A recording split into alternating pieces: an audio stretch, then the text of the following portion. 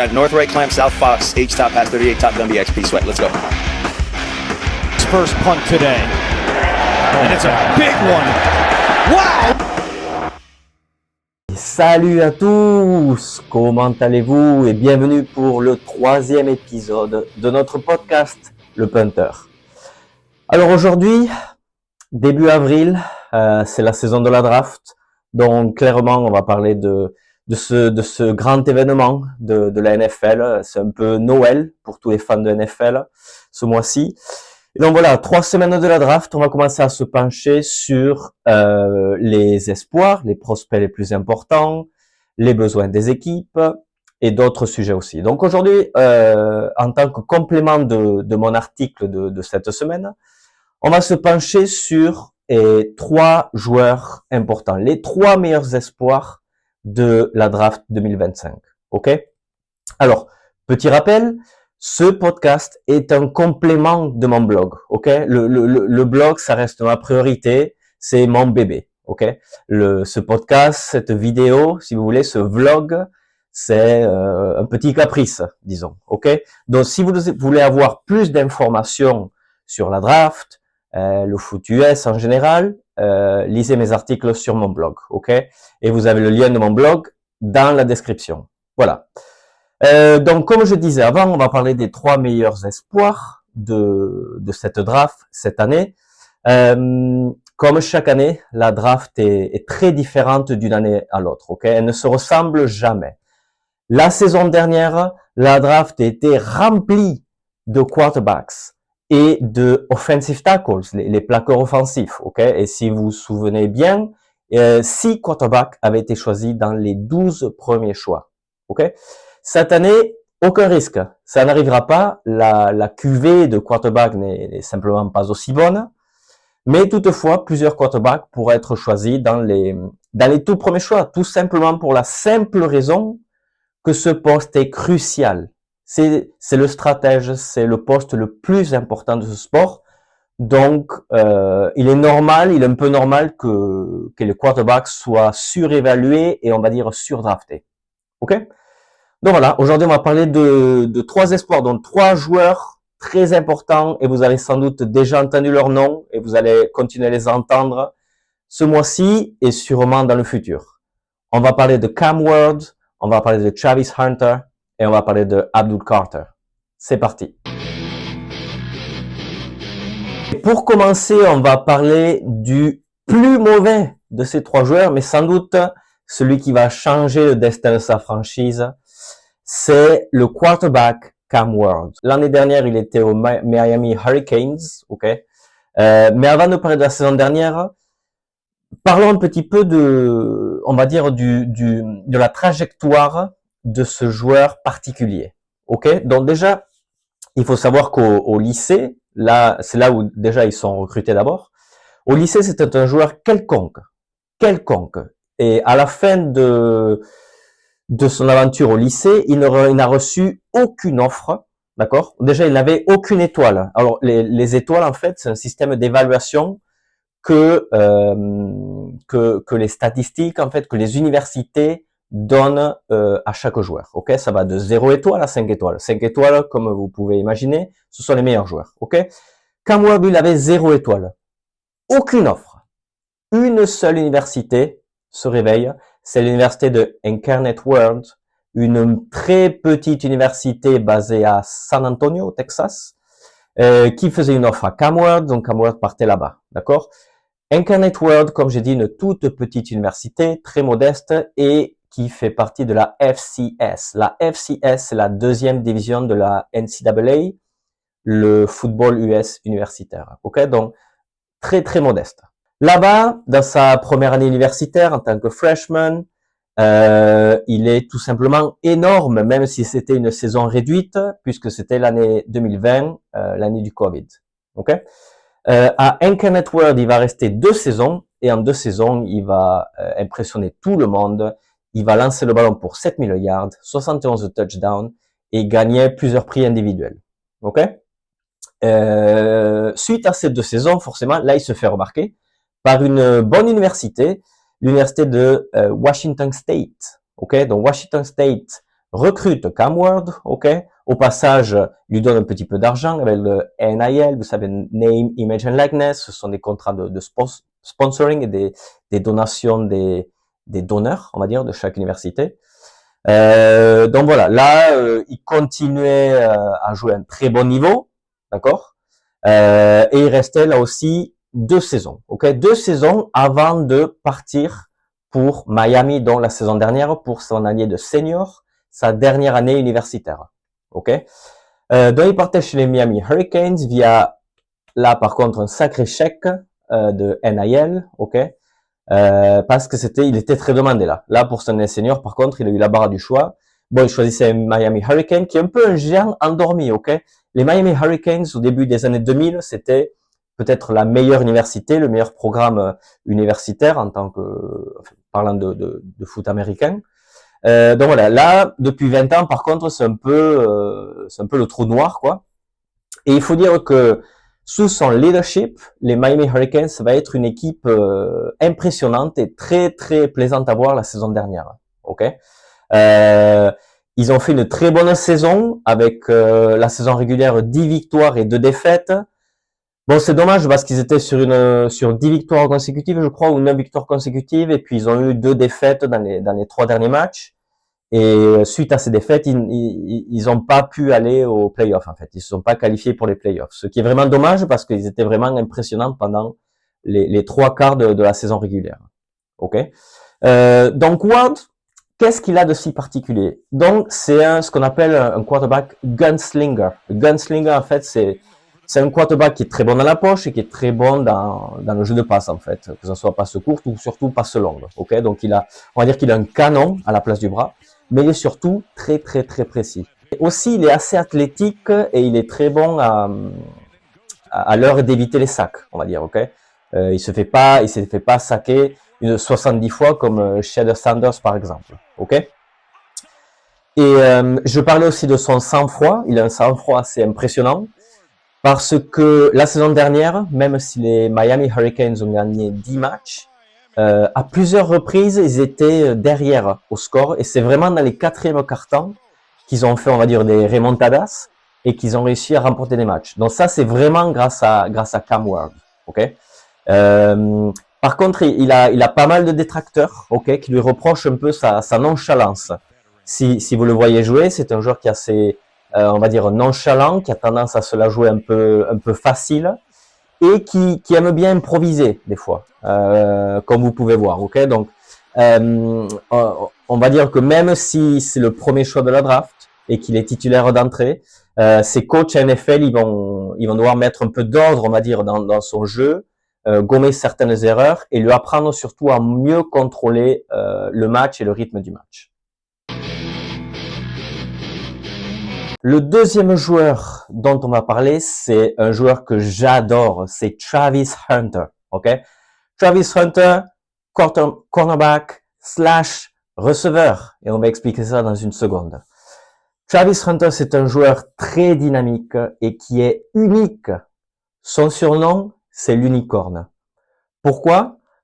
Par rapport à ça, parce que c'est un joueur unique et qui est capable d'être aussi fort en tant que cornerback qu'en tant que receveur. Ok? Il est tellement fort à ces 2 postes qu'il a gagné tous les trophées individuels. Il a gagné le prix du meilleur joueur de la NCAA, le trophée Heisman. Il a gagné le trophée récompensant le meilleur joueur offensif, ainsi que le trophée récompensant le meilleur joueur défensif. Un joueur unique, un joueur extraordinaire et qui va impressionner tout le monde en NFL, c'est sûr. Maintenant, il jouait beaucoup de snaps en NCAA aux 2 postes. En NFL, à quel poste va-t-il jouer? C'est une très bonne question.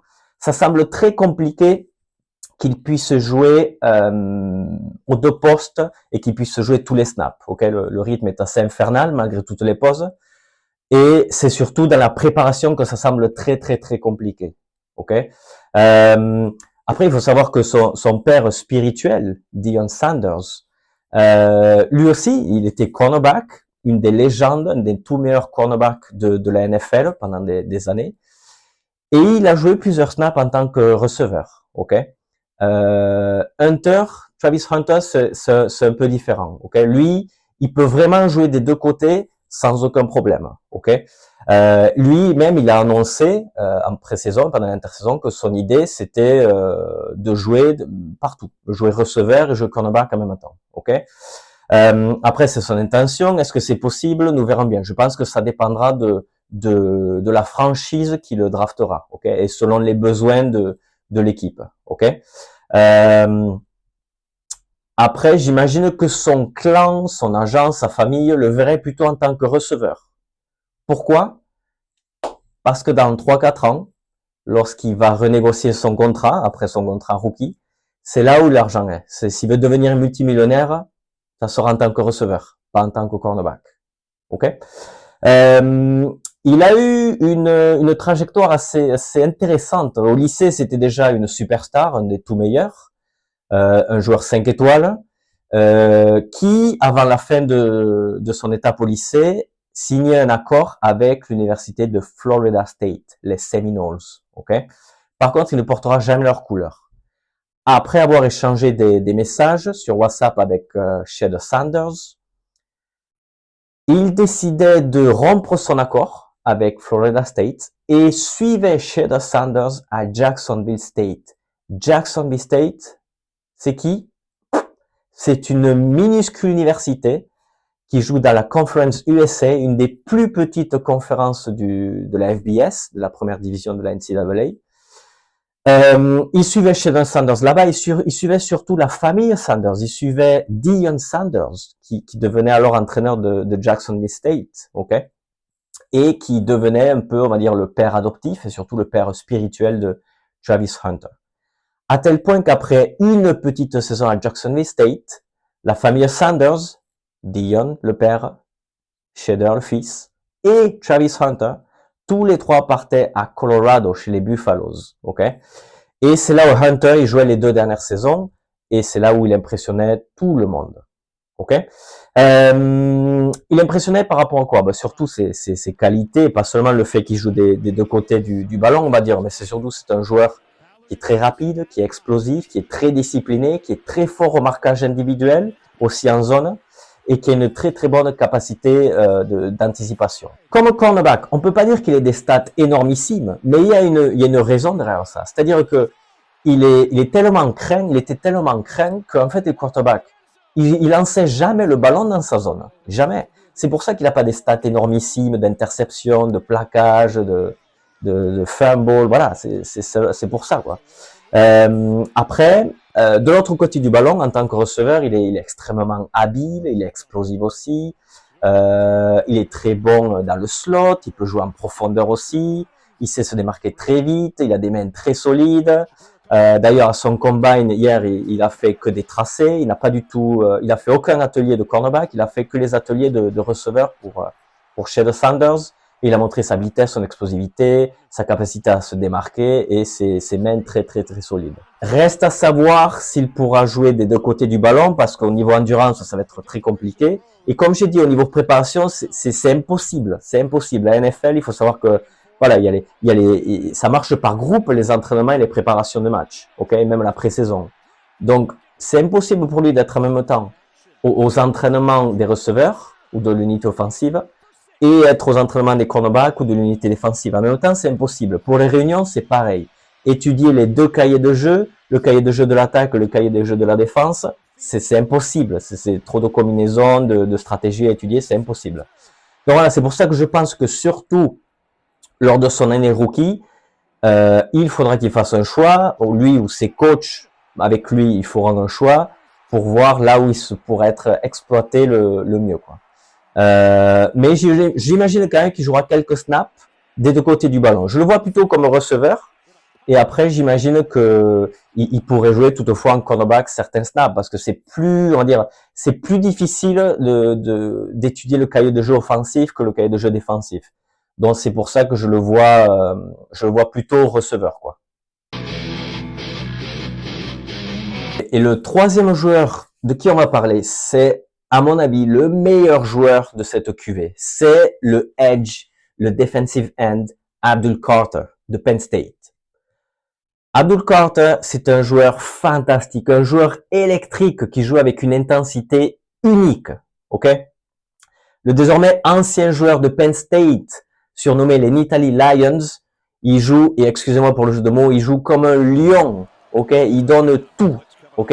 Il est explosif, il est rapide, il est intelligent, il sait contourner les plaqueurs offensifs. Il arrive très vite sur le quarterback. Il est capable de mettre énormément de pression sur la poche et sur le quarterback. Bref, c'est un cauchemar pour les lignes offensives. C'est un vrai cauchemar pour les lignes offensives, pour les quarterbacks et pour les entraîneurs adverses. Ok. En plus, c'est le typique edge, on va dire, issu de l'université de Penn State. Ok. Penn State, ils sont très forts pour ça. Lors des dernières saisons, ils ont développé beaucoup de edge. On pense à Chop Robinson, qui a été choisi l'année dernière, je crois, au premier tour par les Miami Dolphins. On pense il y a 4 ou 5 ans à Micah Parsons, qui est parti aux Dallas Cowboys, qui a été drafté dès le premier tour. Voilà, c'est un peu dans cette lignée-là de edge, ok. La saison dernière, Abdul Carter est une des raisons pour lesquelles Penn State a fait une si bonne saison, ok. Ils sont arrivés jusqu'en finale de conférence, la Big Ten, ok. Ils sont arrivés jusqu'en demi-finale des playoffs, ok. Et c'est en partie grâce à Abdul Carter qui a fait une saison monstrueuse, ok. On parle d'un joueur qui a signé 56 plaquages, 12 sacs et il provoquait aussi deux fumbles, ok. Rendez-vous compte, c'est un joueur en fait. Il a enregistré un chiffre qui est ridicule, hein, ridicule. 23 plus de 23 plaquages qui provoquaient une perte de yards. Ça en dit beaucoup sur la férocité, pardon, l'agressivité de ce joueur quand il défend, quand il plaque les joueurs adverses. Ok. Après, le seul hic, à mon avis, pour Abdul Carter, c'est ses blessures dernièrement. Donc déjà, il finissait la saison touché, ok, apparemment. Donc, il n'était pas à 100% lors des playoffs et tout ça. Après, son intersaison, il a pas du tout foulé la pelouse. Il n'a pas participé au Senior Bowl, il n'a pas participé au Combine, il n'a pas participé au Pro Day de Penn State. Il a fait les interviews, oui, tout ça. Mais après, il a participé à aucun atelier, aucune activité physique. Ok, apparemment, il a une blessure au pied qui était due au stress, à la fatigue. Mais il a annoncé qu'il n'avait pas besoin d'opération. Ok.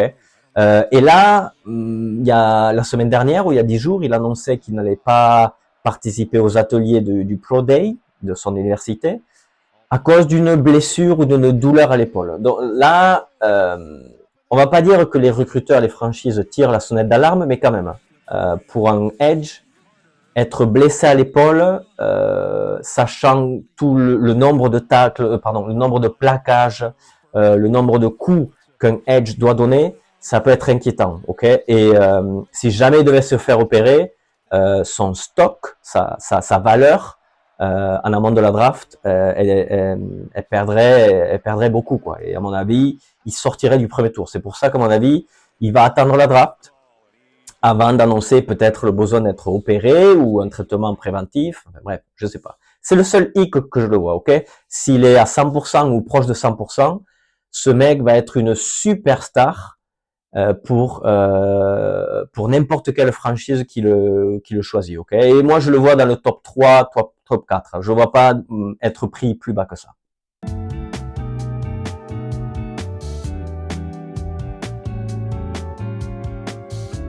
Finissons donc cet épisode avec la minute éducative, un petit peu de pédagogie, ok, dans cet épisode, comme d'habitude. Aujourd'hui, on va parler donc de la draft une fois, et on va essayer d'expliquer un concept qui est un peu bizarre, d'accord? Donc, dans mon article, je disais que cette année à la draft, il y avait un total de 257 joueurs qui allaient être sélectionnés, ok? 257. Maintenant, si faisons un peu le calcul, on parle de 7 tours de draft et il y a 32 équipes. Si mes maths sont bonnes, 32 fois 7, ça fait pas 257, ça fait 224. 224 choix. Donc, d'où sort ce chiffre de 257 choix? Ok? Pourquoi y a-t-il une trentaine de choix de différence? C'est simple, et c'est le sujet de notre minute éducative, c'est ce qu'on appelle les choix compensatoires. Ok?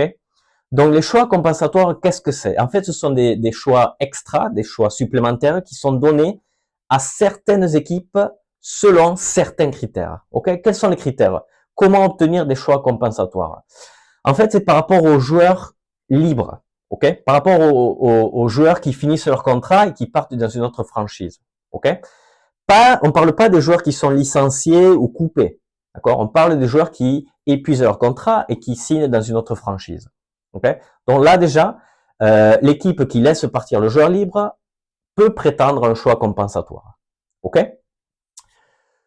Une autre façon de recevoir un choix compensatoire, c'est par rapport au staff, aux entraîneurs. Donc si jamais un coordinateur, un adjoint, un assistant, ok, obtient un contrat dans une autre franchise, mais pour un poste plus haut, donc c'est-à-dire de head coach, d'entraîneur principal, là, l'équipe peut aussi recevoir un choix compensatoire. Pareil avec les dirigeants, on va dire les cadres, ok. Si jamais un cadre, on va dire un exécutif, un cadre exécutif, un dirigeant reçoit une offre pour être manager général dans une autre franchise, pareil, la franchise qui perd ce dirigeant peut recevoir un choix compensatoire, ok. Maintenant, quel choix et où? Donc, c'est très souvent entre les troisièmes tours et les septièmes tours, ok? Alors, comment ça marche? Comment savoir si, quand un joueur part, la franchise reçoit un troisième tour, quatrième tour, cinquième tour ou septième? En fait, c'est par rapport à, encore une fois, plusieurs critères. La NFL a des critères très stricts. Donc, c'est par rapport au salaire du joueur dans sa nouvelle franchise, au temps du jeu du joueur dans sa nouvelle franchise et aux récompenses reçues par le joueur dans sa nouvelle franchise. Ok? C'est pour ça, par exemple, prenons l'exemple de Minnesota. Minnesota, ils ont 4 petits choix dans cette draft, mais ils ont un choix compensatoire au troisième tour. Ok? Comment ça se fait? En fait, c'est par rapport à Kirk Cousins. Kirk Cousins qui partait aux Atlanta Falcons la saison dernière, libre de tout contrat, et il signait un contrat monumental, multimillionnaire. C'est pour ça que Minnesota, juste par rapport au salaire, parce que Kirk Cousins, il n'a pas fait une grande saison, il a eu aucune récompense, il a eu un bon temps de jeu, il a été titulaire, je crois, 12 ou 13 matchs, donc c'est pour ça que Minnesota reçoit un choix compensatoire aussi haut. Et merci d'avoir suivi cet épisode. Votre soutien est important, alors n'oubliez pas de cliquer sur j'aime, de vous abonner, et n'hésitez pas à laisser un commentaire ou à partager avec vos amis. À très vite pour un nouvel épisode.